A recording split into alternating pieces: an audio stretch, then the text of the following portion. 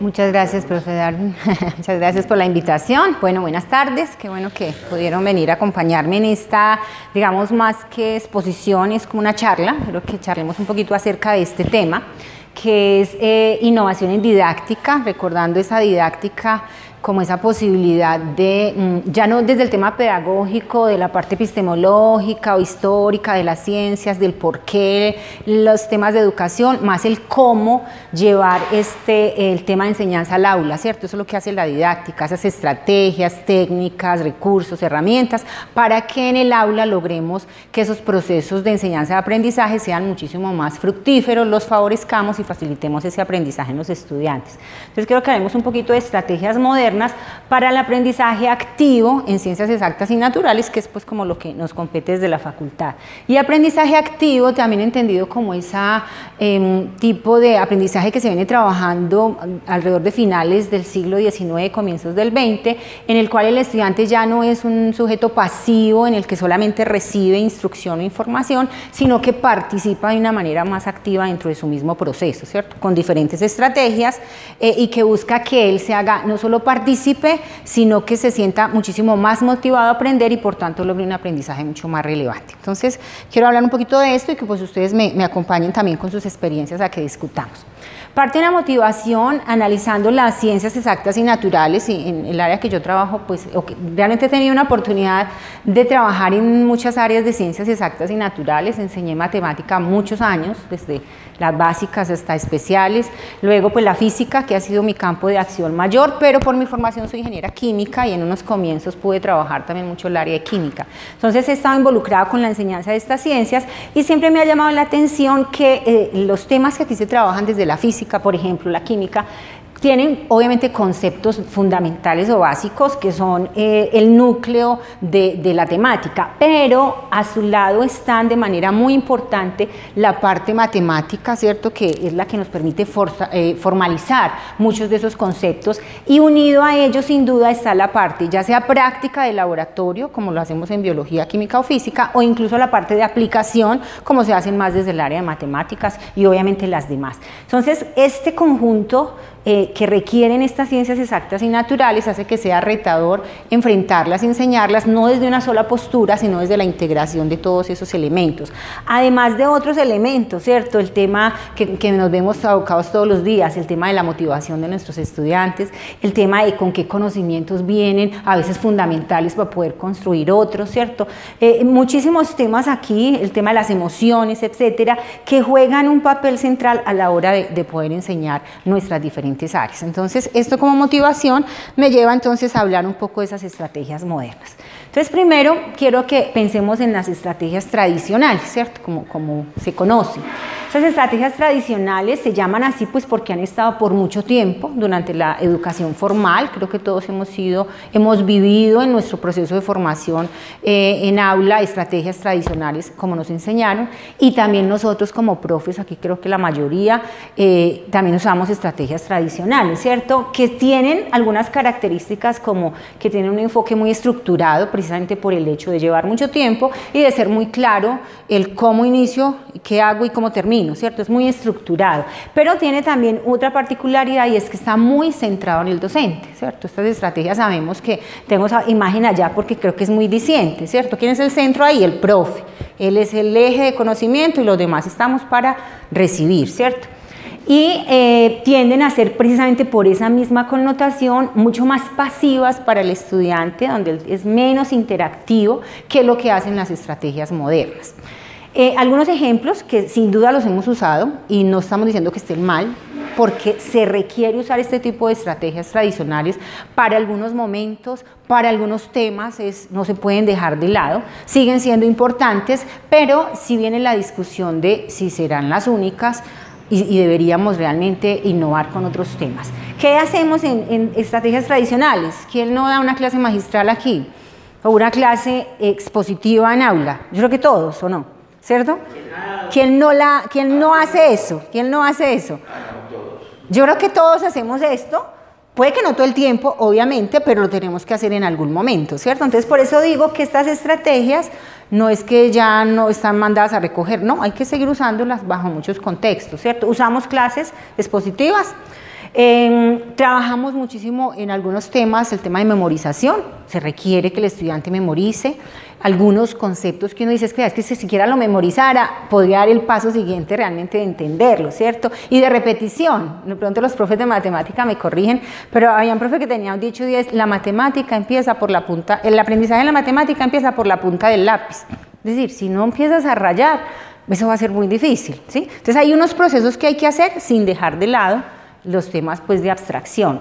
Trabajo individual, lo privilegiamos muchísimo cuando hacemos evaluaciones, incluso es usted solito el que tiene que responder, ¿cierto? Junto con una tradición de evaluación escrita y pues como unas herramientas, la pizarra, el tablero, los libros de texto, que obviamente son muy importantes, ¿cierto? Entonces, estas estrategias tradicionales, repito, yo aquí pongo una postura muy personal, no es que no las usemos, tenemos que usarlas, las seguimos usando, pero debemos saber en qué momento, para qué temas y cómo podemos ir cambiando algunas cosas para que no nos quedemos allá en esa imagen a blanco y negro, ¿cierto? Como si fuera lo único posible, ¿sí?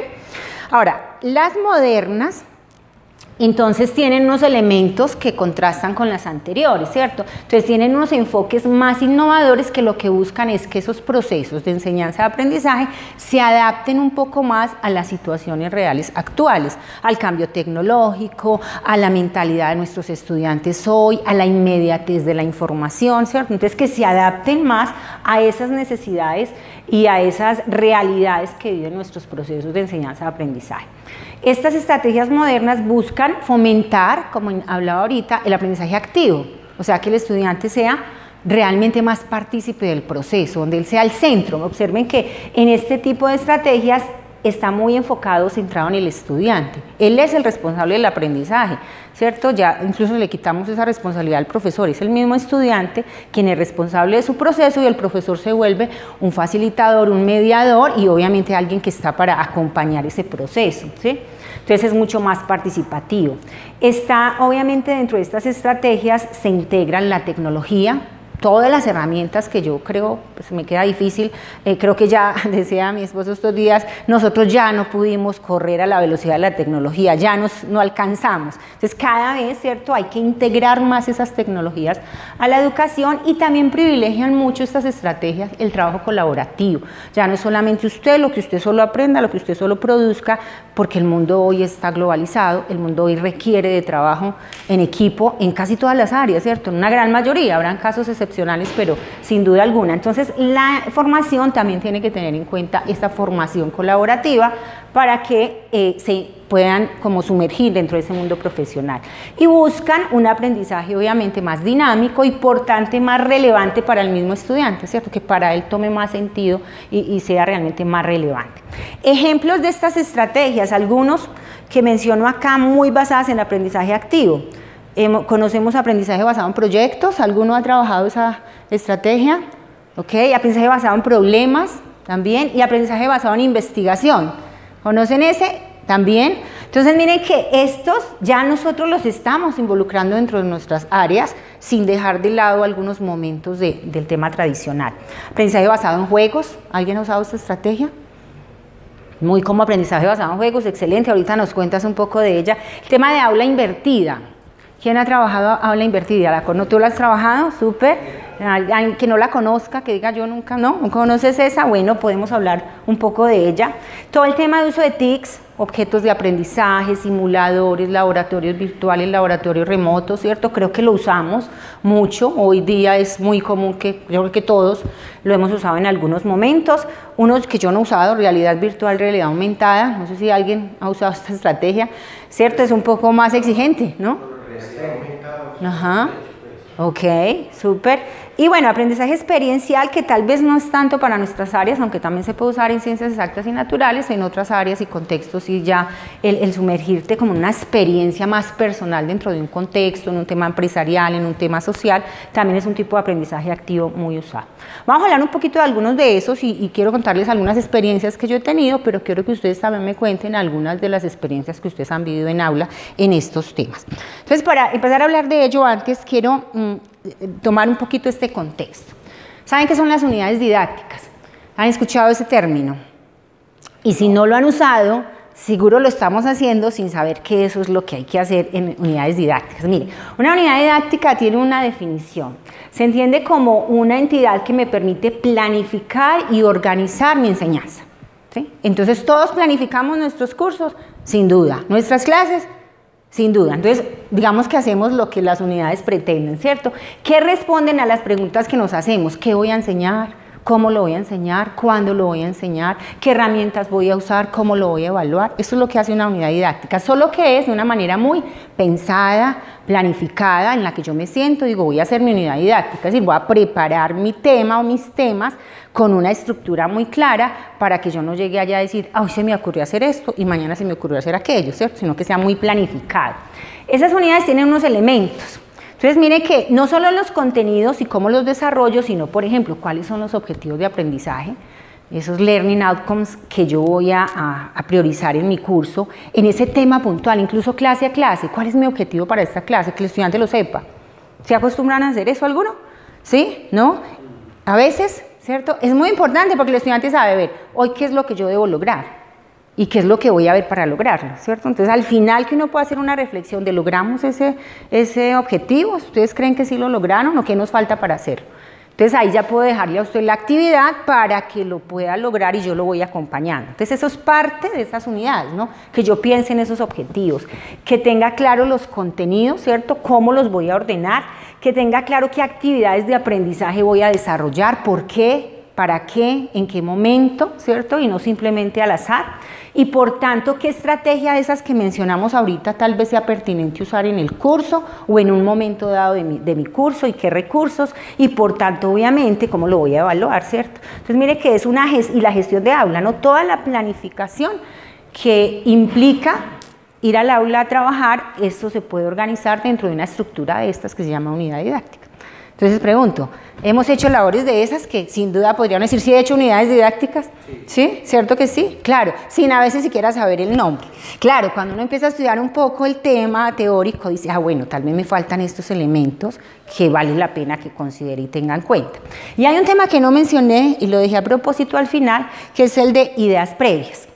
Resulta que dentro de la teoría de unidades didácticas, yo me lo salté porque sé que estos otros más o menos los hacemos, a unos más ordenados que otros, pero tal vez a algunos ni siquiera les guste pensar en ellos, ¿sí? Otros tal vez sí, otros como que sí, pero no sabía que se llamaban así, ¿cierto? Eso, ideas previas, ¿sí? Miremos un poquito teoría de ideas previas y ustedes me cuentan en ese sentido qué hace, para que compartamos un poco. Entonces, desde más o menos esta época del 68, David Ausubel planteó esta expresión para referirse a las ideas previas, que a mí pues me llama mucho la atención. Y él dice, mire, si tuviera que reducir toda la psicología educativa a un solo principio, enunciaría este. El factor más importante que influye en el aprendizaje es lo que el estudiante ya sabe. Averígüese esto y enséñese consecuentemente. Lo que el estudiante ya sabe son las ideas previas. No son los fundamentos que necesito para seguir, no. Es lo que él ya tiene en su mente establecido acerca del concepto que yo le voy a enseñar. Puede que nunca le hayan enseñado ese concepto en la escuela, nunca lo hayan enseñado formalmente, pero él ya tiene una idea de que eso es así. ¿Por qué? Pues porque en esta otra cita de Osborne y Whitaker dice que los alumnos desarrollan ideas sobre su mundo, construyen significados, incluso miren, para las palabras que usan en ciencia y despliegan estrategias para conseguir explicaciones sobre cómo y por qué las cosas se comportan como lo hacen.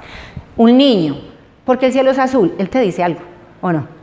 Él te dice loca la idea o a lo mejor hasta cercana o descabellada, porque siempre nos hacemos ideas. Esas son las ideas previas, ¿cierto? No necesariamente esos conocimientos estructurados previos. Entonces, ¿por qué es tan importante trabajar en esto? Porque esas ideas previas se constituyen generalmente en obstáculos para aprender. Esta es una definición. Entonces, ¿qué son las ideas previas? Son esos conocimientos, creencias, experiencias, conceptos, representaciones incluso gráficas o mentales que ya poseemos antes de abordar un conocimiento, ¿cierto? Puede ser que sean correctas, puede ser que no, puede ser que estén muy alejadas, puede ser que sí, pero no sean amplias, ¿cierto? Estén demasiado poco estructuradas. Tienen muchas características esas ideas previas, ¿cierto? No tienen una estructura muy definida, o sea, como que a veces la amplía, a veces la reduce, explica unas cosas, no explica otras, ¿cierto? Son muy intuitivas, pues porque no hay una formalidad para ella, muchas veces inconsistentes, a veces le funciona, a veces no le funciona, son súper difíciles de erradicar, tenaces, es decir, yo vengo y le explico, pero él sigue con su idea. Tú le muestras y esa idea no cambia, porque son muy tenaces. O sea, no se trata de que yo le diga cómo es lo correcto. Hay que trabajar con actividades de aprendizaje para lograr que eso cambie, ¿cierto? Entonces es muy necesario trabajar en esto porque desaparecen con dificultad, etc. Entonces ahora, ¿por qué tan importante trabajar las ideas previas? Porque se convierten en obstáculos para aprender, obstáculos de aprendizaje se llaman. Es decir, por más que tú des una clase súper chévere y que a veces incluso uses algunas estrategias, vas a mirar y el estudiante sigue con su idea con la que llegó. Porque como no la conocemos, lo primero es conocerla. Lo segundo es buscar estrategias puntuales para tratar de movilizarlos, ¿cierto? Para tratar de llevarlos a una cosa que se llama el cambio conceptual. Es decir, que pase de esa idea a la idea científica, o al menos vaya evolucionando. Puede ser que yo no lo lleve acá donde lo quiero tener, pero lo voy movilizando a través de la enseñanza y de las estrategias hasta lograr llevarlo a un conocimiento científico pues real y más preciso. Yo me imagino esto siempre como una silla que está ocupada, ¿sí? Yo ya traje mi conocimiento y lo voy a poner allá, está ocupada, no cabía ahí. ¿Qué toca empezar a hacer? A ver cómo desplazamos esa para ir metiendo la otra, o cómo la sacamos y la metemos, y eso no es tan simple, ¿sí? Entonces el trabajo de ideas previas es muy importante para lograr el cambio conceptual, que es cómo reemplazo esas ideas existentes por aquellas estructuradas, científicas, que queremos que el estudiante aprenda. Y esto nos lleva a que el estudiante pueda alcanzar un aprendizaje significativo, ¿cierto? ¿Qué significa un aprendizaje? Es toda una teoría. Ese aprendizaje significativo, ¿qué quiere decir? Un aprendizaje en el que no solo es memorístico, o de repetición, en el que él aprende, pero comprende, analiza, reflexiona y aplica en diferentes contextos ese conocimiento. Y ahí es donde muchas veces no lo logramos, ¿cierto? Que él logre aplicar eso en un contexto particular, ¿sí? Miren, me pasó una cosa, un paréntesis aquí, una vez en el laboratorio con unos estudiantes, y estábamos en un horno poniendo era oxígeno para hacer pues un tratamiento térmico en oxígeno, y la pipa, después eran chicos de ingeniería física, ¿no? Y la pipa empezó a funcionar, empezó a hacerse el proceso y de pronto se empezó a enfriar la pipa y la manguera. Y yo dije, ay, profe, ¿esto por qué se está enfriando? Y yo le dije, ¿qué dice la física sobre eso? ¿Por qué se está enfriando? Me miraban con cara de, ¿qué? ¿Cómo así? Yo tengo que saber eso. ¿Te das cuenta? Si tú le dices PV igual a NRT, lo entiende perfectamente y lo aplica en 10 soluciones. Pero cuando lo ve en la acción, ¿qué pasó? Bajó la presión, bajó la temperatura, ¿cierto? No se hace esa relación. Entonces, ese aprendizaje significativo tiene que ver con eso. Entonces, a veces esos escenarios hay que crearlos y para todos, ¿no? Para que realmente llevemos ese conocimiento a una aplicación en diferentes contextos y situaciones. Entonces, ¿cómo identificar esas ideas previas? Les pregunto y quiero que ustedes me cuenten. ¿Cómo hacen esto?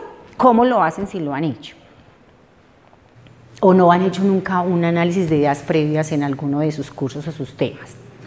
Yo siempre lo hago porque... ¿Cómo lo haces, profe? Pues yo pienso es interrogarme las preguntas. Les digo, este tema, y a medida que me voy involucrando con ellos en el tema, les voy haciendo preguntas. Porque además lo primero que hago es saber de dónde vienen, por saber su cultura, contexto. Sí, porque creo que es el contexto que se debe tener en cuenta. Frente a un concepto, dependiendo de la familia o el estudio que haya tenido, que puede tener, digamos, un preconcepto fijado, digamos, frente a la actitud de vida, digamos, de su familia. Y cómo él entiende, digamos, ese concepto que se quiere abordar. Y lo haces en el momento de que estás en la clase. Casi que toda mi clase es un interrogatorio. Ok, al inicio, pues, para saber cómo están. Ok. Bueno, ¿alguien más hace algo acerca de indagación de ideas previas? ¿No? No, sí, pues nosotros pues como muy parecidos, pues es un conversatorio sobre el tema que voy a abordar. No es necesariamente, como tú decías ahora, los preconceptos, los conceptos que se necesitan para ver ese tema, sí, no. que tiene él en su cabeza sobre ese en particular. O sea, yo trato, en palabras más, palabras menos, es como meterme en la cabeza del muchacho para ver ese tema, que entiende sobre lo que yo le voy a hacer. Hay textos pues, que traen conceptos de ideas previas, hay software que trabaja sobre ideas previas, entonces uno hay veces consulta. En química, pues yo tengo un libro base que se llama Más allá de las apariencias, de Vanessa King. Sí, lo conozco. Él va trayendo sobre la idea previa, entonces estequiometría, entonces más o menos los estudios. De hecho, hay veces pienso en preguntas como muy similares de a ese las tipo, que plantean en sus investigaciones y trato de llevarlas como al aula, pues. Muy bien. ¿Y alguien más? ¿Uno más? ¿No?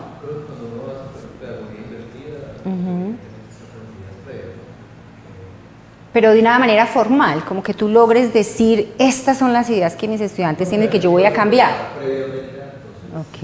O sea, si hay algún análisis previo de eso. ¿Y profe Israel? Sí, yo también aprovecho en diferentes momentos cada conceptos matemáticos o físicos, pero es con un interrogatorio y sobre todo en la vida cotidiana. Hay veces que hay palabras que suenan como parecido a lo que se va a ver, y entonces uno dice, bueno, ¿será que están hablando de lo mismo? Porque decir algo, écheme 30 libras el señor que le echa el aire a la llanta. ¿Será que la misma libra de arroz que le mandan a la mamá? Hay manera de situaciones.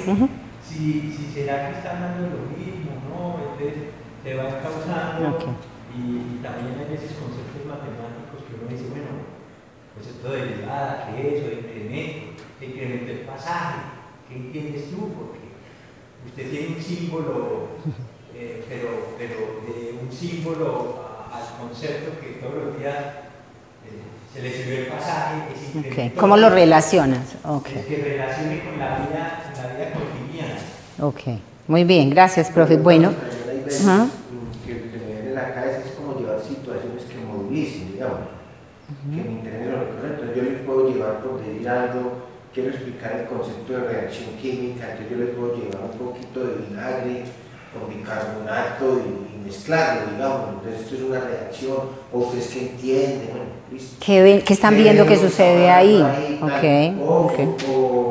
yo lo he utilizado con simuladores. Recreo un evento y basado en ese recrear ese evento les pregunto a ellos qué ven, qué puede explicar de eso. Entonces, y a partir de ahí construyes tu enseñanza. Es muy rápido, ¿cierto? Que es un estudio más consciente, pero de una manera rápida. Yo les muestro el fenómeno, venga, ustedes que están viendo ahí, cómo me puede explicar esto es lo que vamos a ver, etc. Muy bien. Esa actividad es muy enriquecedora cuando se tiene, digamos, el tiempito para hacerlo y en diferentes materias se puede implementar. Yo le comentaba estos días una experiencia al profe Diógenes, el estadista, de un caso que me encantó. Y de un profesor que le quería enseñar a sus estudiantes algunas variables estadísticas, tablas de distribución y todo eso. Y yo decía, vea, si a mí me lo hubieran enseñado de esa manera, yo había amado esa materia así. Y lo comparto porque realmente al escucharlo y al comentarlo, me siento como hay una satisfacción. Pero ese es más, no de ideas previas, sino de la estrategia de enseñanza. Entonces dame un segundo y ahorita en estrategia nos lo compartes, ¿vale? Para avanzar de las ideas previas, es que si no te me vas para el otro lado.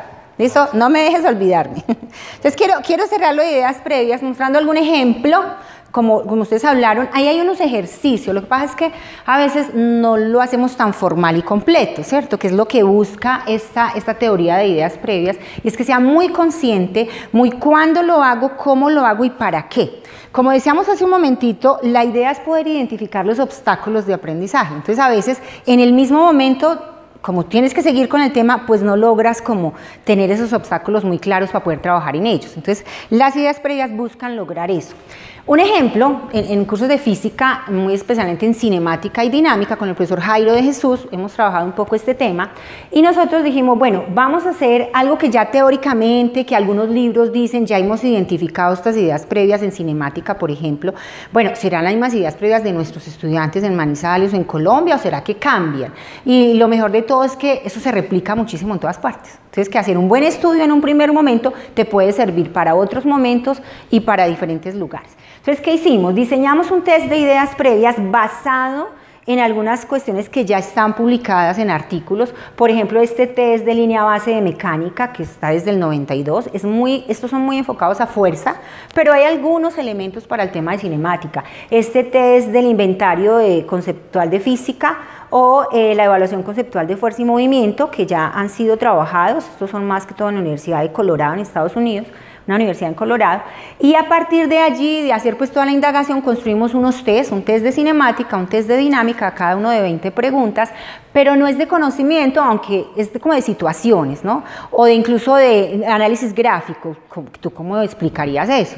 Puede ser que el estudiante no tenga ni idea de eso, pero siempre tendrá una explicación. Y las respuestas nos llevan a poder decir en qué estado está el estudiante. Está por aquí muy básico, o incluso relacionado con la ciencia. Está en un modelo aristotélico en su explicación del movimiento, o está en un modelo galileano, o está en un modelo newtoniano, o ya está en un modelo einsteiniano, por ejemplo. Entonces uno puede decir, ¿cómo yo en mi enseñanza lo logro mover siquiera aquí?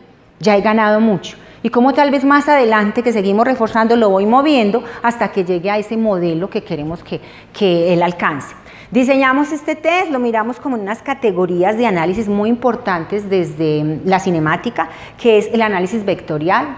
Los chicos vienen del colegio, ya conocen algunas de estas cosas porque las han trabajado, pero vector es poco. Entonces, si ellos tienen o no, en qué nivel están en la parte vectorial, en la parte gráfica, de manejo gráfico, o en la parte ya más de una situación particular. Y lo aplicamos a unos estudiantes. La idea era hacerlo antes de, luego hacer una estrategia didáctica y mirar después. Pero solo quiero pararme en lo de ideas previas. Al hacer todo ese ejercicio, aplicarlo, analizar las respuestas, eso es un trabajo arduo, no es así de hoy para mañana, porque es un resto de preguntas. Lo hicimos inicialmente con 2 grupos de 30 y 30, pero después lo hicimos como con 159 estudiantes de diferentes lugares, aquí en la sede, en la Universidad Autónoma, en Bucaramanga, en Cali, grupitos, y lo montamos y lo armamos para todo, para hacer un análisis como un poco más global de las ideas previas que nuestros estudiantes en estas regiones tienen acerca de conceptos de cinemática, ¿sí? Y de allí pudimos identificar unos obstáculos de aprendizaje que son los que me van a decir cómo debo hacer mi intervención, hacia dónde debo direccionar mi esfuerzo para modificar o evolucionar esos conceptos que ellos ya traen. ¿Algún tipo de pregunta? ¿Sí? Digamos, por ejemplo, un tipo de pregunta para no alargarme. 2 niños juegan a lanzarse bombas con agua a través de una ventana. Arriba está Pedro, abajo está Juan, y Pedro le tira bombas a Juan y Juan las recoge cuando cae. Entonces le preguntamos, ¿qué le pasa a la magnitud de la aceleración allá cuando van subiendo? Algunos no saben qué es aceleración, otros ya porque ya son chicos que han pasado a la universidad y que ya tienen unos conceptos que uno dice que ya debería saberlos. Entonces aquí queremos mirar si de verdad es que lo saben o cuál es su error. Y para nuestra sorpresa esa es la pregunta 3, y me la voy a venir acá para que ustedes miren el resultado de esa pregunta 3, que es esta.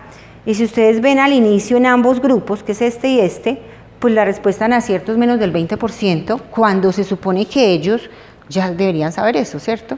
Pero eso, ¿por qué? Entonces tienes que indagar cuál es la respuesta que dan. Es que va más allá de que sea correcta o no lo sea. Mira que esto no se devuelve. ¿Cómo me devuelvo? No se devolvió. Ah, de acá, perdón, ya lo vi, perdón. Entonces, ¿cuál es la pregunta correcta? Entonces ellos aquí, por ejemplo, tienen una creencia de que la aceleración a medida que sube o baja no permanece constante, sino que aumenta o disminuye, ¿sí? Entonces uno empieza a indagar por qué, y resulta que es que confunden mucho el concepto de aceleración con el concepto de velocidad. Entonces, en muchas de las preguntas que hicimos, la conclusión fue, ellos no logran diferenciar claramente esos dos conceptos. La mayoría de respuestas del uno tienen que ver es con el otro, ¿sí? Y eso se reafirma, por ejemplo, en esta otra pregunta, ¿cuánto vale la aceleración allá arriba?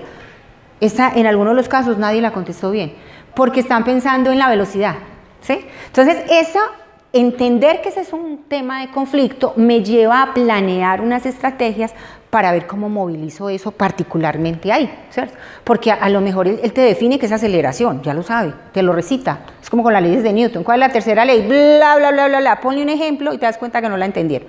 Entonces es eso, ¿no? Poder identificarlo y valorar cómo lo trabajo. Estos fueron resultados de esos tres tipos de categorías que establecimos. Bien interesante, mire, en el análisis vectorial, observen las preguntas de inicio, realmente son muy bajas, por debajo del 30%, 20% de acierto.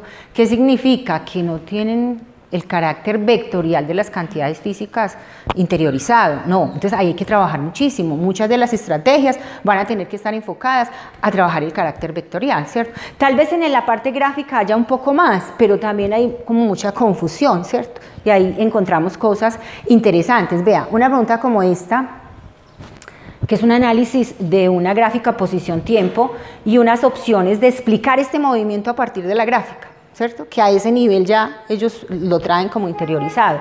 Para muchos es decir, mire, la motocicleta se mueve en una superficie plana y luego baja una colina, como si ese fuera un gráfico, no sé, de una trayectoria tal vez, y no es eso, ¿cierto? Entonces, digamos, error al interpretar las gráficas, el problema al identificar las gráficas y confundir una con la otra y con la otra, es un tema donde hay que trabajar mucho. Entonces, cosas de ese estilo son las que ese test nos permite. Ahora, este es un trabajo de diseñarlo, de aplicarlo, de evaluarlo, pero lo interesante es que estos resultados siguen funcionando. A lo largo de estos años nos hemos dado cuenta que es lo mismo que sucede con los demás.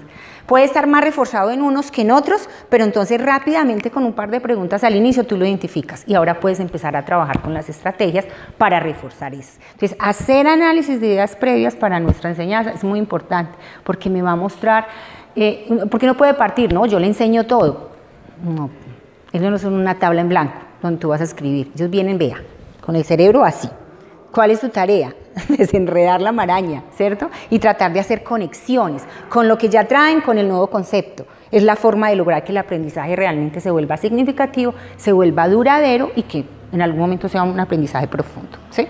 Entonces, encontramos pues ya después de que hicimos el ejercicio, mire, esto incluso fue hace rato, quería traerlo porque este resultado lo hemos venido usando en esos obstáculos de aprendizaje y nos ha permitido en el tiempo trabajarlo. Hoy en mi curso de física, donde enseño este mismo tema, yo rápidamente al inicio me doy cuenta, esos tienen problemas con el tema vectorial enormes, y en otros me doy cuenta que ese no es su problema más grande, que su problema es más gráfico o su problema es más conceptual. Entonces puedo enfocar mis estrategias a trabajar más directamente en aquello que yo sé que tienen más problemas, ¿sí? Entonces por eso el tema de ideas previas se vuelve realmente interesante de una manera muy pensada, ¿cierto? Muy planificada.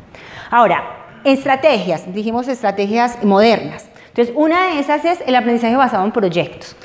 Sabemos, como dijimos ahorita, que es un aprendizaje activo, práctico, que lo que busca es que pues ellos se enfrenten a una situación de pronto real o que puedan desarrollar un proyecto que tenga significado desde su formación, por ejemplo. Yo trabajo cursos de ingeniería donde hay ingenieros de toda clase, entonces que en ese aprendizaje de los conceptos lo puedan aplicar de alguna manera en algo importante. Entonces, se enfocan en problemas reales, fomentan el trabajo en equipo, que mencionábamos ahorita.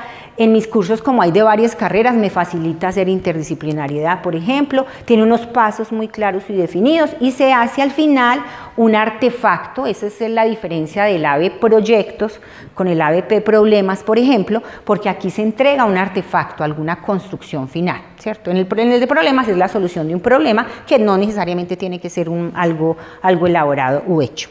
Ahora, en este sentido, hay algunas diferencias entre esos ABPs, ¿no? Problemas, proyectos e investigación, que mencionaba ahorita, pues el proyecto es un entregable mucho más tangible, ¿cierto?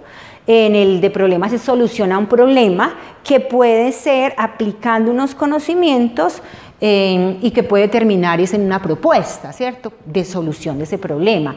Y en la investigación pues se basa mucho en un método científico, ¿cierto?, siguiendo los pasos del método científico para lograr llegar a unas conclusiones basadas en esa evidencia de haber hecho esa investigación o esa mini investigación, si así se quiere. Entonces, aunque tienen un núcleo común, tienen ciertas diferencias, pero realmente los podemos usar todos. Algunos ejemplos, y ahora va pensando usted si ha usado una de estas estrategias y nos comparte un ejemplito de lo que ha hecho.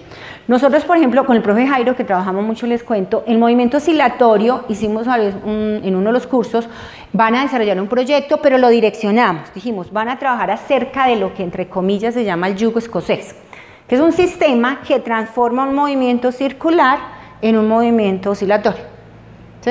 Entonces ahí pues hay todo un tema de conceptos detrás. Entonces hay que estudiar el movimiento circular y todo lo que implica el movimiento oscilatorio, todas sus características, posición, velocidad, aceleraciones y velocidades máximas, desplazamientos, etcétera. Y ahora la idea es, primero estudie todo eso, 2, ¿en qué aplicaría usted un sistema así? ¿Sí? Y 3, construya un sistema haciendo todo el diseño y constrúyalo para una aplicación que usted tenga pensada desde lo que le interesa. Entonces algunos hicieron, por ejemplo, un compresor de latas. El sistema es como este, gira este sistema circular y este otro sistema lo que hace es oscilar. Entonces dijeron, no, pues cada vez que baje yo le pongo a hacer algo aquí. Entonces ellos dijeron que comprima latas, por ejemplo. Este es un reto porque deben hacerlo con la frecuencia, con el radio adecuado para que logre el efecto de comprimir una lata, que es, digamos, puede ser gruesa o no serlo.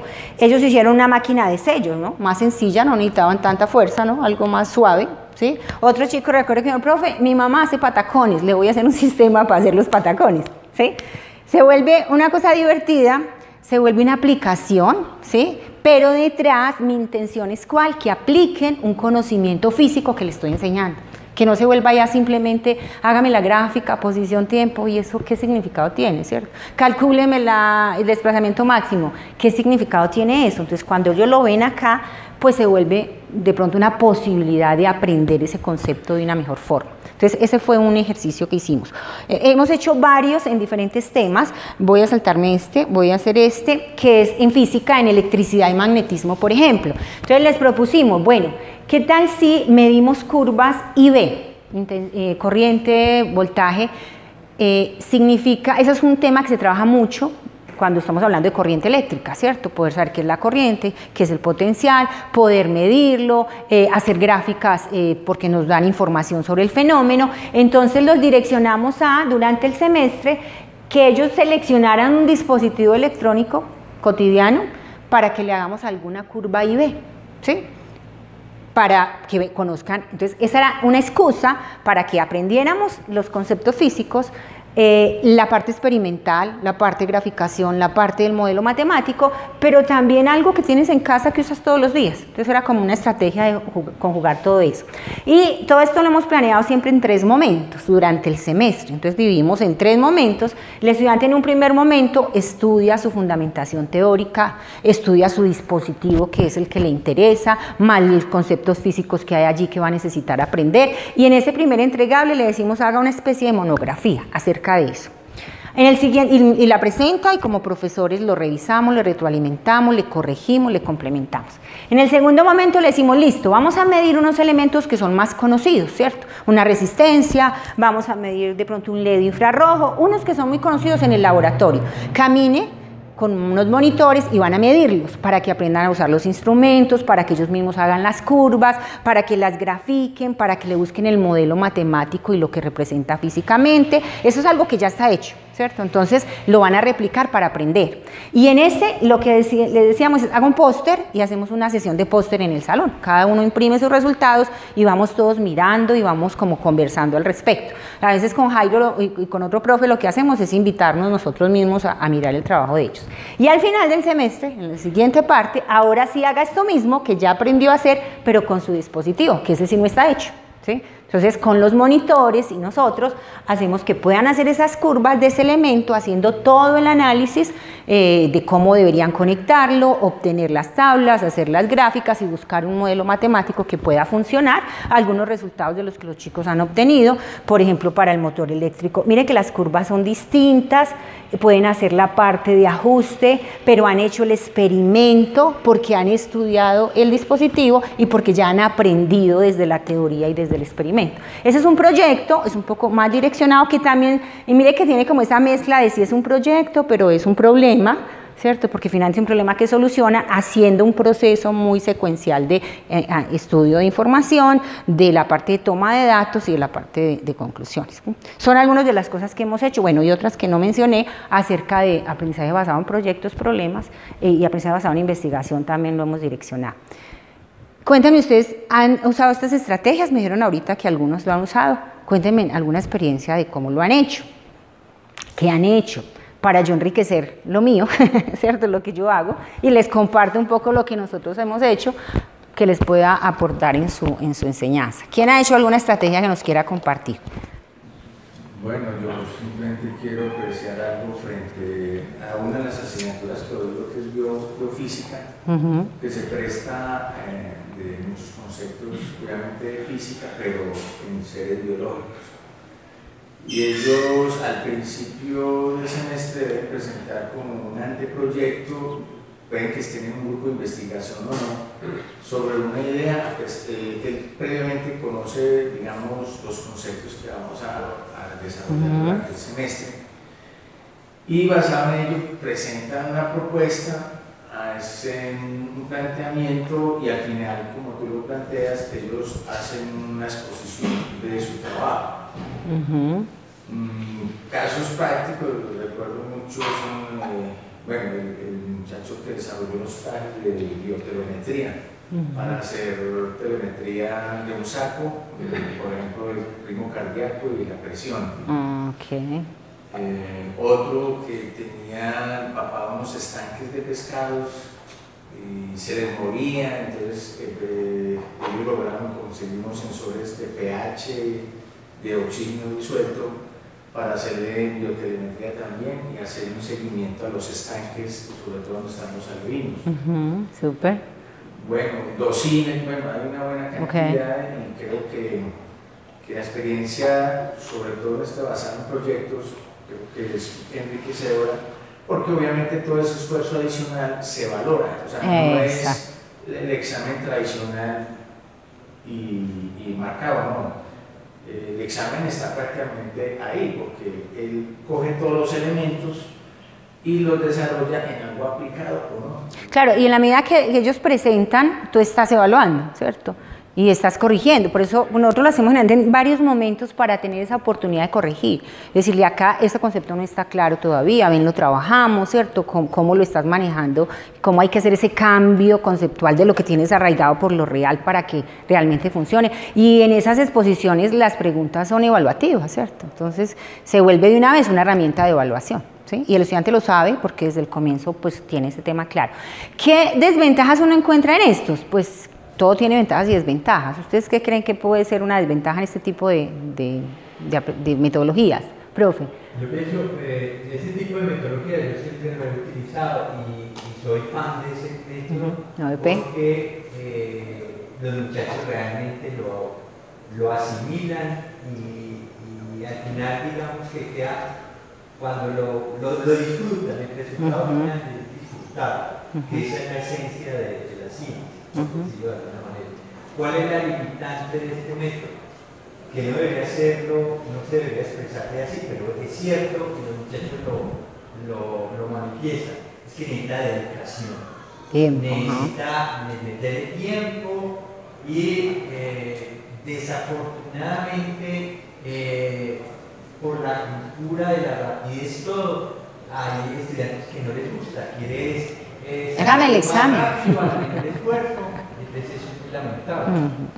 Ok. Claro, el tema no es solo tiempo del estudiante, sino también del profesor, de preparar, de atenderlos a todos. Cuando son grupos muy grandes, yo digo, más bien no lo hago porque no alcanzo a evaluarlos, atenderlos en la forma adecuada, ¿cierto? Entonces tiene sus limitantes, pero tiene también unas ventajas muy interesantes. Para mí el hecho de ver esa ciencia aplicada, tú mencionabas, o este tipo de cosas aplicadas, me parece que tienen mucho valor, sobre todo en la formación en ingeniería y en ciencia, ¿cierto? Que tiene un valor realmente considerable. Y nosotros en general tenemos muchos estudiantes de ingeniería, bueno, excepto obviamente unos programas que no, pero ustedes también tienen estudiantes de ingeniería en sus procesos de formación, exacto. Sí, sino que yo casi no utilizo nada de eso, porque, no sé, me enfoco mucho en la teoría. En la teoría, exacto. Yo te iba a preguntar ahora, cuando se me puede hablar un poquito. Claro, claro. Cuando estabas identificando las ideas previas, han hecho cosas con matemáticas, pero solo matemáticas. Por ejemplo, sí. Yo en este semestre estoy enseñando sistema numérico, entonces hay que hacer construcciones axiomáticas de números naturales. Entonces no es como muy difícil identificar, diferenciar entre un conocimiento previo y una idea previa. ¿Qué idea tiene usted de los números naturales? ¿Usted cómo hace para averiguar al estudiante? Este conocimiento fácilmente se sabe que conocimiento previo tiene el calor natural, usted sabe cuánto es 5 por 5. Pero ¿qué idea previa tiene ustedes? No sé cuál es la diferencia entre el conocimiento previo y la idea previa en una cosa. Que es más, el conocimiento previo es eso que él necesita para abordar ese curso, ¿cierto? Entonces, por ejemplo, en física decimos, muchacho necesita saber derivar, digamos, aunque pues no es un requisito ahora, ¿no? Pero digamos, necesita saber derivar para poder que me entienda cuando yo le explique razones de cambio y él explique velocidad de aceleración. Pero realmente el conocimiento es sobre ese concepto que en tu caso, digamos, en estos otros temas nuestros hay mucho que ya está hecho. Entonces uno va y busca en artículos y dice, aquí ya hicieron un estudio de ese tema y han identificado unos obstáculos que me sirven. En temas más específicos, pues es mucho menos lo que se ha hecho, sin duda alguna es más difícil, ¿no? En áreas como tan puntuales. Entonces, esa diferencia está, no es el conocimiento de lo que requiere para que aquí lo pueda abordar, sino del tema X que tú dijiste, axioma, que es para ustedes un axioma, ¿cómo lo entienden? Pero desde tu conocimiento es de estas formas de interpretarlo en cuál está usted, ¿sí? Que hay unas que son mucho más adecuadas y científicas y unas que son, uy, pucha, eso no tiene nada que ver con esto, ¿cómo lo cambio de ahí para este lado? Entonces es más desde el tema nuevo y lo que tú sabes y a dónde lo quieres llevar para ver en qué estadio está él.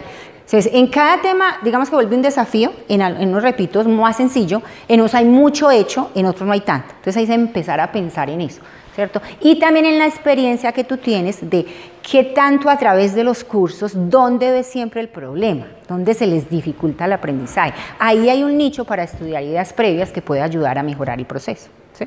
Entonces, no es una tarea sencilla, ¿cierto? Pero es retadora y tiene, pues, algunas bondades, ¿sí? Muy bien, bueno, en esta última parte, este era uno de los temas, voy a pasarlo.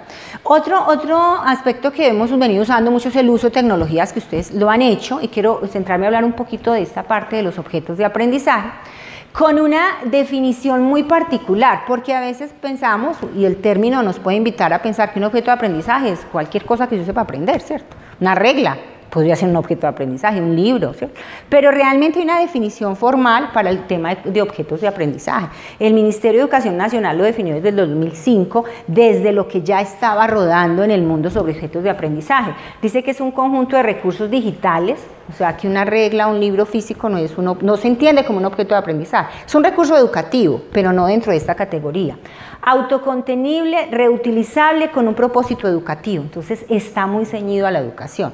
Y lo otro es que es por aquí hay un término que es granularidad, es una pequeña, tiene que ver como con los legos, es una pequeña estructura donde desarrollo un concepto, puede ser uno, no tiene que ser tan grande, y trato de hacerlo completo para que luego cuando desarrolle el otro y el otro, yo pueda ir armando como el paquete de conocimiento, que contenga lo que necesita ahí, en esa información, básicamente de ese pedacito, que se pueda usar en una y otra vez, que sea digital, o sea, que sea fácilmente asequible, que se pueda conectar con varios sistemas, o sea, que lo pueda pegar en un aula o que lo pueda usar en diferentes plataformas y pues que ese conocimiento pues ojalá dure un tiempito, porque si es de un tema que cambia todos los días, pues mejor no hagas un objeto, porque es mucha pérdida de inversión de energía y de tiempo. Hay unas estrategias, unas metodologías para hacer objetos, por ejemplo esta que se llama ADIE, por estas palabras iniciales, y es analice las necesidades. Aquí cabe todo lo de ideas previas. ¿Para qué es que usted lo va a hacer? Con el objeto de favorecer ¿qué? El diseño del material, de los videos o de las imágenes, de las actividades de aprendizaje, de los contenidos. El desarrollo, que ya tiene que ver un poco con la plataforma donde lo vas a ubicar, que sea una plataforma libre, que sea asequible o que no lo sea y requiera programación, el desarrollo. Luego esa implementación para que pues, realmente desde la plataforma donde lo tengas todos puedan acceder, sea comprensible, sea utilizable. También la medida con los estudiantes de que tanto lo han logrado, se implementa con ellos y con profesores, y una evaluación que tiene varios elementos, ¿cierto? Esa evaluación requiere que yo lo evalúe desde varios elementos, desde el mismo estudiante cómo aprende, desde cómo está hecho, desde el diseño del contenido, ¿cierto? Y desde la parte obviamente de sistemas también, ¿cierto? Si cumple con todas estas condiciones. Entonces, por ejemplo, los elementos de un objeto, miren que también son como definidos, ¿cierto? Un objeto de aprendizaje tiene unos componentes internos y externos, y mire que no solo son los contenidos, no, para que sea un objeto, y yo chulé que usted realmente es un objeto, debe tener obviamente unos contenidos, pero debe tener actividades de aprendizaje. Si no tiene actividades de aprendizaje, eso no es un objeto. ¿Sí? Eso simplemente es una información, un objeto de información, ¿no? No un objeto de aprendizaje. Y unos elementos que contextualicen donde tú puedas decirle cuál es el objetivo y qué se pretende, le des una introducción al objeto mismo y al tema y puedas desarrollar lo demás. Y tiene unos componentes externos que es toda la parte técnica de ubicación, de que cualquier persona lo pueda encontrar, dónde está, a qué público está dirigido, para qué edades, porque pues puede ser que ese objeto se diseñe para un grado en particular, para la secundaria, más no para la universidad, o al revés, ¿cierto? Entonces, miren que ese tema tiene también ahí como mucha tela de dónde cortar. Hay plataformas que permiten hacer, libres, que permiten hacer objetos. Excel Learning es una plataforma que es libre y que permite hacerlo, pero hay unas ya que se requiere un poco más de programación como H5P, unas libres muy, así digo, visuales como Genially, ¿cierto? Que también ayuda a hacer esto. Xerte no lo he usado mucho, pero también es una plataforma que empieza a tomar fuerza desde esa posibilidad de que es de acceso libre. Y en el momento de evaluar, como decía ahorita, pues hay que evaluar muchas condiciones, ¿cierto? Una forma puede ser desde test de entrada-salida para conocimiento, para la parte técnica, esas pruebas que hacemos de que no se pegue, de que sí, cierto, que la plataforma sea suficiente para soportarlo. Si eso no de agrado para el público, entonces un test de apreciación, y la parte de evaluación de pares externos, desde el contenido, desde la parte temática, desde la parte informática. Requiere todo eso para que pues, sea como valorado como un objeto. Nosotros hemos hecho algunos, ¿cierto? Por ejemplo, estos de acá, estos dos primeros, son dos objetos hechos en HTML, en su primer momento, el de allá sí es en H5P, y estos, nosotros diseñamos esta estructura, nos ayudamos de algunas personas que supieron un poquito más de diseño, ¿cierto?, de colores y todo el tema, pero creamos una cantidad aquí de material con simuladores, applets, imágenes, videos, ¿cierto?, gráficas. Esto fue un trabajo bastante arduo, y aquí tenemos los elementos, mire, objetivos, introducción, los contenidos. Cuando esto se despliega, salen cada uno de los tópicos que estamos trabajando, pero salen las actividades de aprendizaje de cada uno, ¿cierto? Entonces en esas actividades habrán test, pero habrán cuestiones de emparejar, depende de la plataforma en la que la hayamos hecho y lo fácil que sea poderla programar, ¿cierto? Actividades, y bueno, y una sección de créditos. Algunas notas adicionales que uno quiere hacerle sobre, ten cuidado con esto, o sea, en esos errores que identificamos, porfa, ten cuidado al momento de usar las unidades, aquí siempre se comete este error, o sabías que datos curiosos acerca del tema que estamos viendo, etcétera. Eso los hicimos nosotros, pues, como profes, el profe Jairo, conmigo y otro grupo de profes. Algunos estudiantes de la Mecena han hecho algunos ejercicios de objetos. Mire, este lo traje porque una estudiante que hizo su trabajo, Diana Patricia, lo hizo en PowerPoint. ¿Sí? O sea, pero, y me pareció, bueno, por un lado los colores son así súper locos, pero me pareció un muy bonito ejercicio porque solo en PowerPoint ella misma lo pudo hacer para trabajar con sus estudiantes. En ese momento, en la zona rural donde estaba, no tenían conexión a internet. Entonces ya lo hizo de tal manera que en un CD lo pudiera trabajar en su aula con sus estudiantes. Entonces, claro, tiene también toda esta misma idea, ¿no? Toda la parte de introducción de cómo lo vamos a hacer, del objetivo, los contenidos, las actividades de aprendizaje, usando herramientas como conocemos pues para la enseñanza de la química, el tema de evaluación, cuestionarios, y pues como que todo está ahí metido para un tema especial que eran enlaces químicos, ¿cierto? Entonces hablamos con el profe Jorge que a veces todos estos trabajos que están haciendo nuestros chicos en la MESEN, por ejemplo, como que lo hicieron, lo evaluamos, chuleado, se graduó y ya. porque no sabemos ni podemos rastrear eso, ni lo tenemos en un repositorio institucional donde se muestre todo lo que se ha hecho, por ejemplo, desde la maestría, desde los profes, que se vuelva como una estrategia en la que eso que hizo el otro yo lo pueda usar, ¿sí? Por ejemplo, nosotros hemos hecho esos objetos, pero los hemos usado el profe y yo, ¿cierto? Y otros profes de otros lados que los conocen, pero acá, no sé si los conocen, ¿cierto? Cosas como esas, y a veces también se vuelve un problema porque ¿dónde los colgamos, cierto? En este momento, por ejemplo, están desactivados porque la plataforma hay que pagarla. No, pues no hemos hecho la gestión, entonces ya no se pueden mostrar. Entonces, ese tipo de cosas a mí me parece importante reflexionarles en la medida que como facultad podríamos pensar en estrategias de impulsar más los materiales, las herramientas, los recursos que estamos creando como profes, porque a la investigación le damos mucha importancia, y eso está muy bien, ¿cierto? Ni más faltaba, pero a veces al tema didáctico y docente, tal vez no tanto. Y también es un tema muy importante porque lo que hacemos es formar, ¿cierto? Entonces es también como una invitación a eso. Una pregunta ahí. ¿Tú sabes si dentro de la normativa de la universidad hay alguna, así como cuando uno hace un libro, que le dan unos puntos y todo, o sea, no sé si este tipo de recursos, de recursos tienen de pronto algún... Yo creo, no sé, yo creo que no, pero hay otras instituciones que sí lo tienen, que lo tienen para software, bueno, acá también hay para software, pero que lo tienen, por ejemplo, para estos, y les hacen una evaluación con esos criterios que tienen que tener un objeto, porque no es lo que a ti se te ocurra, no, es con la definición y con todos los elementos, y entonces cuando es evaluado, entonces se le puede dar unos puntos, unas bonificaciones, etc. Yo aquí ni siquiera me estoy preocupando por la bonificación, sino por el hecho de poderlos hacer visibles, ¿cierto? Y usarlos. Estudiantes han hecho objetos en matemática, por ejemplo, ¿cierto? Este fue un ejercicio con el tema de las cónicas. Por aquí hicieron algo en trigonometría, este fue en Genial y que fue, pues, que me pareció como visualmente no tan agradable, pero mucho el trabajo con los estudiantes, cómo valoran muchísimo ese tipo de herramienta, más cuando son como creadas por su mismo profesor, porque como que se vuelve más cercana para ellos y más importante de utilizar, ¿sí? Bueno, eso muy rápidamente acerca del tema de objetos.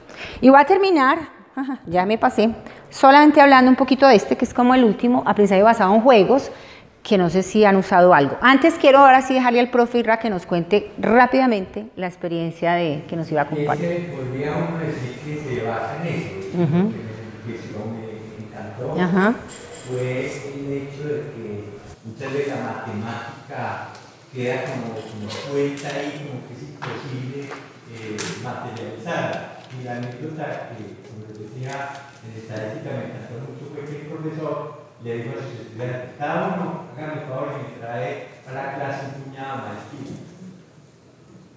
Y el profesor se trajo su ollita y como sí, todo, y mezcló y hicieron y comieron maíz y la trataron de comerse las crispetas, evaluaron cuántas explotaron, cuántas no explotaron, o sea, todo el proceso estadístico de la tabla de datos, de frecuencia, o sea, ellos hicieron y vivieron y experimentaron no solo el conocimiento matemático, sino la vivencia misma de la actividad. Entonces, así pues, me pareció muy bacano porque es la matemática, porque muchas veces nosotros ya cuando llevaba termodinámica, yo ponía que cosas a partir de las cosas residuos. Muchas veces aquí en la universidad hay muchos residuos y es crear, es motivar la creatividad. No somos ingenieros, pero no todos.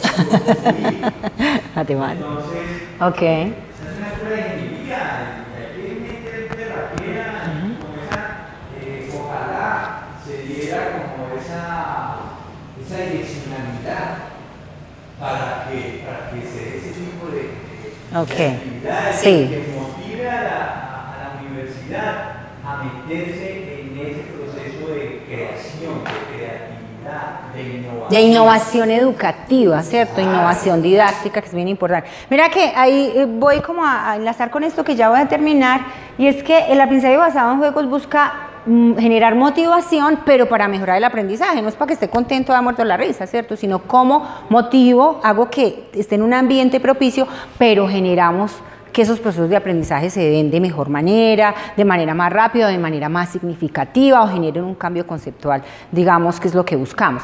Tú contaste algo sobre lo de estadística y yo les comparto. Yo hace un par de años logré estar en un recorrido académico en Quebec, en Canadá, y nos llevaron a mirar el sistema educativo desde preescolar. Hicimos un recorrido preescolar, fuimos subiendo como a niveles pues, de secundaria, miramos unas partes y a mí me llamó mucho la atención que eso que tú estás mencionando, allá lo hacen los niños que apenas van a empezar a aprender matemática. Y llegamos a un salón, o sea, pasamos de salón en salón y yo decía, Dios mío, bendito, ¿qué es esta locura? Porque nada que ver con lo que nosotros hacemos, ¿cierto? Aquí sentados y yo aquí te cuento las 2 horas todo, ¿cierto? No, estos niños están en sus mesas donde tienen una mano de juegos y de vainas allí, de carticas, de cosas que el profesor ha preparado antes, llegan en 5 minutos, les dice la instrucción. Y en los 30 restantes los niños están haciendo. Y por ejemplo en estadística, tablero, tizas, no sé qué, mesita con refresco rojo, refresco verde, refresco azul, vasitos y cada niño, la tarea es cada uno va a probar, ¿sí? Y me va a seleccionar cuál le gusta más. Y a medida que iban haciendo eso, ellos mismos iban poniendo las fichitas sobre el tablero. Entonces este puso la roja y luego el otro la verde y empezaron a armarse las barras de cuál fue la que más les gustó, y eso es estadística, eso es esa base inicial de la matemática. Y no estoy hablando de chicos de la universidad, estoy hablando de los niños, pero muy pequeños, y así era en uno y en otro salón todos los procesos de aprendizaje. Y al final el profe entonces cerraba con eso, cómo se llama, eso qué representa, pero a un nivel, pues imagínense desde ahí. Entonces, siento que ahí tenemos muchas cosas por hacer. Eso para mí es como juego, pero realmente es una actividad didáctica súper potente, ¿cierto? Y luego a medida que crecen entraban en la formalidad. Mire, fracciones, 5 minutos de instrucción. Dice, pero ¿cómo es posible? Esta señora ya acabó la clase. Y inmediatamente los muchachitos empezaban con unas figuritas, es que de minutos, cómo la transforma, horas a minutos, a segundos, pero quiero 3/4, y jugaban con una mano de fichas, y la profe solo estaba pasando, mirando, ven, y esto no sé qué. Y ellos callados, o sea, no, una tranquilidad impresionante. Ah, profe, y le explicaban, ¿no? Y entonces ya le sugería algo, y decía, entonces tal vez así, y seguían jugando, y ella solo pasaba por todos lados. Y decía, o sea, son cosas que a mí personalmente me impresionaron mucho, porque hay otras formas de hacerlo que muchas veces son más efectivas, porque son Finlandia, Canadá, países que tienen unos estándares altos en competencias matemáticas, por ejemplo, ¿sí? Y han usado este tipo de estrategias. ¿Listo? Entonces, pues, compartirles un poco de eso que a mí me dejó impresionar. Y estos juegos tienen que ver mucho con eso, pero hay 2 formas, ¿no? Desde usar elementos del juego, que no son juegos, sino elementos como los puntos, los niveles, las recompensas en el aula, como un sistema simplemente de simular, o usar juegos educativos realmente. Juegos educativos, no jugar por jugar, sino juegos educativos, ¿cierto? Juegos de mesa, videojuegos que el profe me dice que están diseñando uno con una estudiante, juego de roles, con una intención, ¿cierto? Porque no es para jugar, es para aprender. Entonces, ¿con qué intención? Entonces eso implica diseñarlo o usar uno que ya está, pero con una intención muy clara. Sin duda habrán temas donde se puedan usar y habrán temas donde no, como la clase expositiva. Hay temas donde tienes que usarla sí o sí, pero otros donde no necesariamente, ¿cierto? Y termino contándoles en este momento, así como el videojuego que el profe me cuenta, un estudiante de la MESEN está haciendo un juego súper simple para sus estudiantes del colegio, en el movimiento rectilíneo. Aprendizaje de posición, velocidad, aceleración, de lo más sencillo. Entonces él está enseñando una carrera, un riel pues así con unos carritos, que hasta apenas es la versión en borrador, ¿cierto? Está haciendo varias versiones, las estamos probando para corregirla. Entonces es como con dados de diferentes colores y números, un dado me da la velocidad de este movimiento, listo, esa es una velocidad que anote que a usted le tocó 2, a usted le tocó 3, y luego en el otro tiempo y calcule cuánto puede desplazarse. Entonces él va en sus tablitas, en unas hojitas, que la idea es que sean unos tableros, va calculando, me puedo desplazar tanto, me puedo desplazar tanto. ¿Sí? Llegué al tope, me tengo que devolver, entonces es una velocidad negativa, entonces me tengo que devolver. Y luego con eso grafique. Entonces tiene su tabla para que grafique y ahí podamos analizar. Y pudiste hacer una representación en tabla, pudiste hacer una representación gráfica, entiendes por qué negativo, qué significa el hecho de que me digas que la velocidad es negativa, entiendes por qué también X tiene que irse devolviendo y volver a cero. Entonces toda esa discusión desde jugar jugar algo pues que a ellos les gusta jugar. Y yo me lo traje aquí a mi clase de física, ahorita este semestre del año pasado, como en septiembre, que estábamos, ya habíamos empezado, como en noviembre, que estábamos en ese tema, le dije, vení, tráete el juego en esa versión para empezar a mirarlo y a corregirlo, y jugamos con nuestros estudiantes de física mecánica, ¿cierto?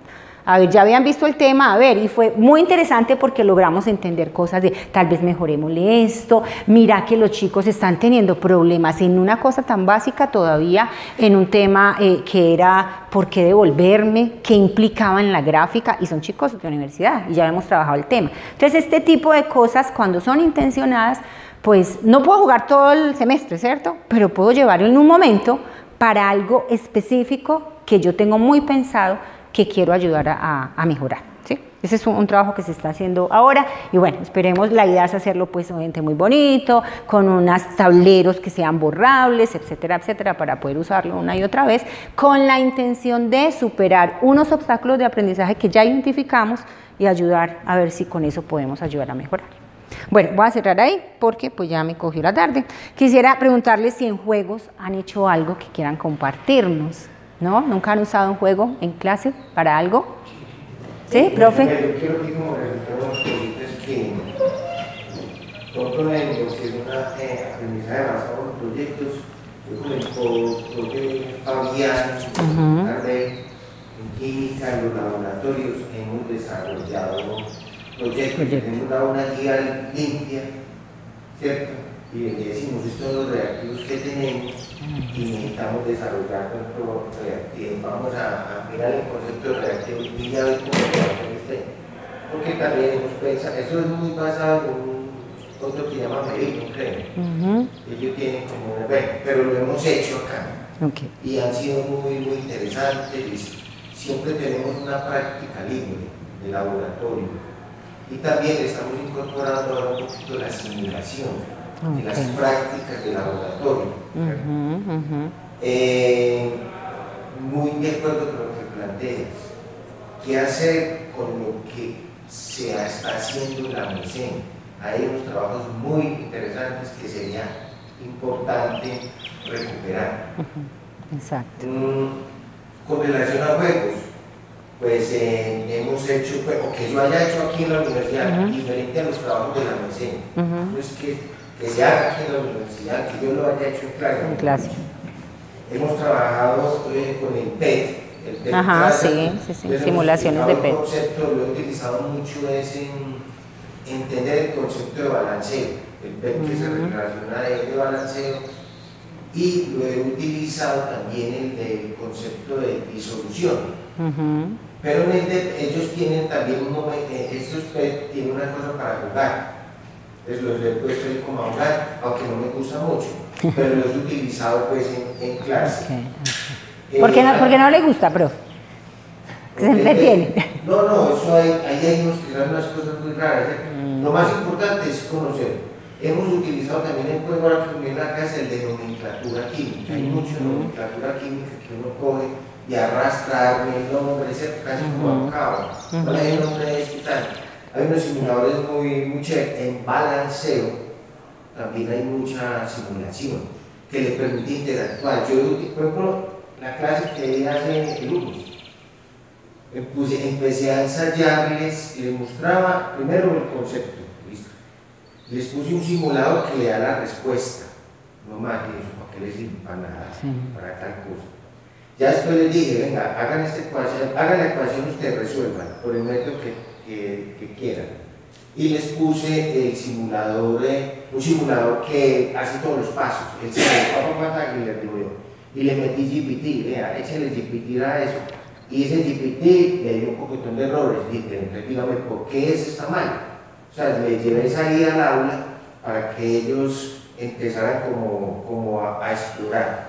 Pero en nomenclatura hemos trabajado mucho unos que los he traído de la mesa que se llama el Cartaquín juegos. También hemos llevado juegos tradicionales, pero también simulaciones de juegos que los mismos estudiantes de la mesa, pero yo los he llevado pues como al aula. Juegos de Lego, con Lego para explicar conceptos lo hemos utilizado para el concepto de fórmula química, con Legos hemos tratado, bueno, como esa parte. lógicamente pues analogías. Hay unas muy utilizadas para esos conceptos, como el de los sándwiches que hay por ahí, eso lo tiene también la Universidad de Colorado. Yo quisiera, pues hay muchas cosas, o sea, esto es porque lo he hecho yo en aula aquí, en la universidad. El profe la pasa jugando, ¿qué no, hay una experiencia que hice ya hace muchos años, yo digo hace más de, recién empezado aquí en la universidad, me pareció muy interesante. Yo le llevé una historia que se llama como de los elementos, una fiesta muy elemental, se llama el texto. Y es un cuento que sacan los libros de bachillerato generalmente. Y yo les llevé el texto y con base en eso empezamos a explicarlo entre todos. Entonces me pareció muy interesante ese proceso, porque era un cuento. Venga, entonces tú qué entiendes por enlace químico, ¿eso qué es? Entonces ahí hablan que el enlace es un matrimonio. Bueno, empieza pues un cuento como muy interesante. Hemos hecho unos trabajos con Arduino, más que todo para pH. Ellos mismos elaboran el pHímetro y hemos hecho ese trabajo. Yo quisiera, pues, yo creo que es muy importante porque yo conocí un trabajo que tú hiciste que me pareció muy interesante sobre las emociones. Yo traía algo allí, pero ya lo escogí la noche. Algo un poquito de él, es que es muy bajo, es un trabajo que yo la pongo, yo fui jurado del trabajo, me parece muy interesante ese proceso, si nos puedes dedicar unos minutos y contarnos al respecto. Sí, profe. Bueno, si prende les muestro. El trabajo que hicimos fue sobre cómo inciden las emociones en el aprendizaje de ciencias, ¿no? Muy enfocado a física y química en el colegio, ¿no?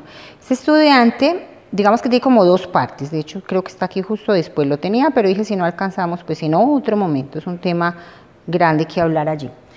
Miren que el tema de emociones, que pues todos sabemos tiene que ver con emociones que pueden ser positivas, es decir, cómo yo me enfrento a mi clase de una manera afectiva, de si eso me genera alegría, entusiasmo, pero también puede ser que, de hecho, a los estudiantes en general nos genera mucha ansiedad ciertos temas, ¿cierto? Incluso asco, ira, miedo, ¿cierto? Que son ya emociones negativas o emociones neutras un poco que si bien también inciden sobre el aprendizaje, pues no las podemos catalogar de esta forma.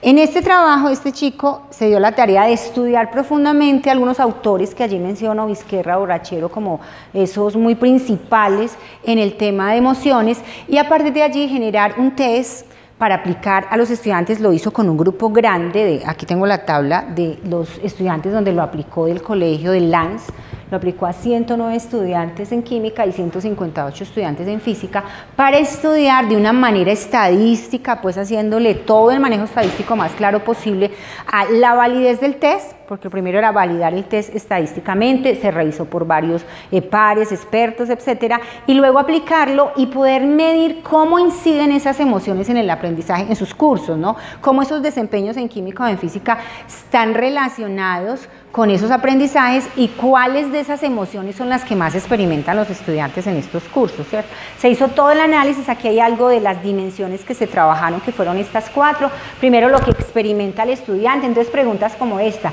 ¿siento alegría cuando comprendo el principio científico que se desarrolla en clase? Es decir, cuando logro entender eso, ¿me genera o no me genera alegría?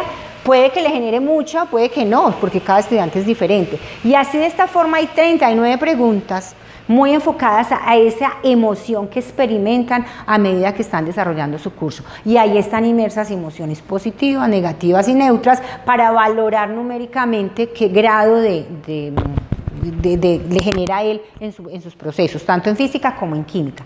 La otra dimensión es cuáles son las emociones relacionadas con el docente, ¿cierto? Puede ser esta: la emoción que me produce la metodología que está usando el docente en clase ¿cuál de estas le genera eso que el docente hace en clase? Puede ser que diga que le genera felicidad, pero puede ser que diga que le genera ira, o que le genera vergüenza, o que le genera algo porque no se siente cómodo con el profe o con la metodología. Entonces hizo todo ese análisis con todo ese grupo de estudiantes, lo mismo con la relacionada con el contenido. ¿Tienes algún problema con el contenido como tal, el contenido de específico de física o de química que te produce? Y relacionada con el estudiante mismo, ¿cierto? Por ejemplo, los resultados académicos que estoy obteniendo en clase, que me generan, mi desempeño que me produce. me encanta que me vaya mal, ¿cierto? ¿O qué me produce? Entonces, todo este análisis se hizo de una manera, pues, no sé si no lo voy a mostrar acá, muy desde la estadística para poder encontrar y pues encontrar unos resultados que son un punto de partida para trabajar emociones o el aprendizaje desde el conocimiento de las emociones, ¿cierto? Si yo me doy cuenta que es que ese trabajo que estamos realizando a él le produce una ansiedad, pues es claro que bajo esa situación de ansiedad, pues él no va a poder responder de la mejor manera. Entonces, ¿cómo yo como profesor en mi metodología puedo ayudar a superar ese fenómeno de ansiedad? ¿Cómo le puedo reducir un poquito esa carga de presión que le estoy generando para que esa emoción cambie y él sea más receptivo al aprendizaje? Entonces miren que son, así como las ideas previas son interesantes para el aprendizaje, el tema de emociones también, ¿cierto? Y pues ahí sí que menos lo miramos. Yo personalmente no trabajo tanto con eso, ¿cierto? Pero al hacer este trabajo con este estudiante dije, wow, hay un tema bien interesante que trabajar en el aula también debo preocuparme por eso, porque es que no somos seres humanos, sentimos, somos emocionales todo el tiempo. Los que están sentados ahí también tienen emociones, ¿cierto? ¿Cómo usar esas emociones para favorecer los aprendizajes? Y se encontraron conclusiones, pues no las voy a leer, pero algunas conclusiones, muchas negativas, ¿cierto? Miren, tristeza, miedo, nerviosismo, ansiedad, lo experimentan durante esas clases, culpabilidad, ¿cierto? Algunas positivas, algunos dicen, no, es que a mí me produce felicidad el aprender. Entonces, ¿cómo potenciamos eso? Esto debería ser, y la resaltamos porque estadísticamente de todos esos 150 y tantos, resaltamos algunas de esas emociones. Cómo el docente tiene un porcentaje de responsabilidad en generar emociones positivas. Ni siquiera se encontró aquí que es que el profe es culpable de las negativas. No, ellos resaltaban que ese profe le generaba emociones positivas. O sea, cómo nosotros impactamos sobre nuestros estudiantes desde las emociones, cómo los preparamos emocionalmente para aprender. Yo lo puedo decir desde mi aprendizaje. Yo tuve un curso en mi colegio que odié y yo era estudiante brillante, pues, o sea, muy juiciosa.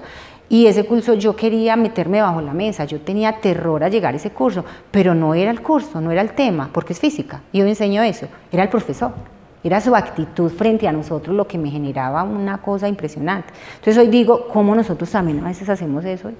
No nos importa. Tenemos unos profesores expertos en espantar esto.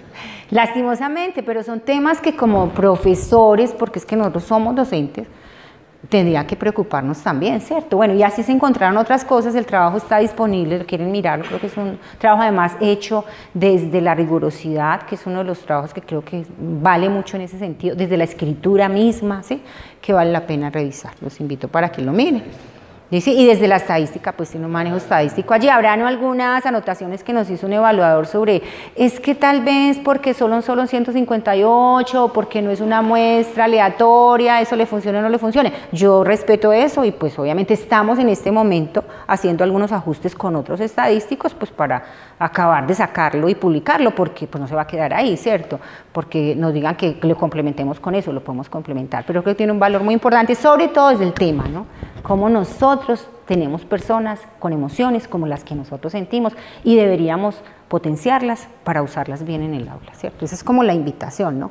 Todo mi cierre de esta conversación de hoy que quería mostrarles, no es porque ni yo sea la experta en todo esto, son muchos temas, es solo una experiencia de lo que he venido haciendo, de lo que los profes desde la maestría hacemos, desde lo que otros profes en sus cursos hacen, y qué bueno que no solo reflexionemos de la ciencia, física, química, ¿cierto? De la investigación en áreas específicas, sino desde la didáctica, ¿no? Que es lo que hacemos todos los días finalmente.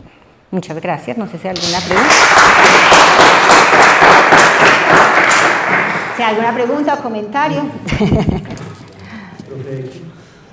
Francis, no, la Universidad Nacional en todas las sedes está en un proceso de armonización curricular.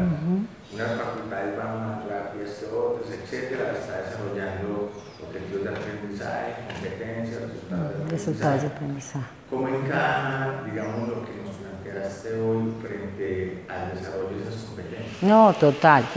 Por ejemplo, en el tema de resultados de aprendizaje, que son los learning outcomes de los que hablaba ahorita, esos resultados de aprendizaje que se hacen en los programas, que es con lo que yo me comprometo como universidad a entregar al estudiante que ha cumplido esos resultados, desde los cursos, yo como docente tengo que bajarlos acá, porque la universidad se está comprometiendo a que el ingeniero físico va a salir con estas, no, ya ni siquiera competencias, hay unas competencias, pero hay unos resultados de aprendizaje.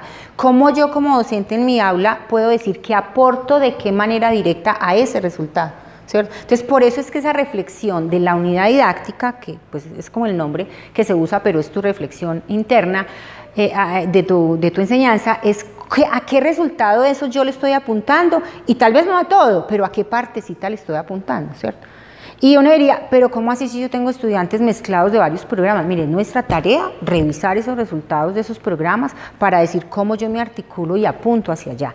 Y al final de mi curso yo puedo decir, mire, yo aporté y ellos en esto es donde están logrando unos resultados que son los que finalmente los van a formar para terminar siendo ingenieros. Entonces nuestra tarea como docentes ahí es supremamente fuerte, y creo que la facultad, creo que aún no lo está haciendo, es entrar en la medida de los resultados de aprendizajes de los cursos para que eso se vaya subiendo y luego el programa como tal pueda mostrar cómo los está cumpliendo. Y eso es todo un proceso desde abajo, y creo que todavía no lo estamos haciendo. Entonces todo esto apunta a eso, ¿no? A que lo pensemos y lo incorporemos realmente en el aula. Universidad Nacional de Colombia, proyecto cultural, científico y colectivo de nación.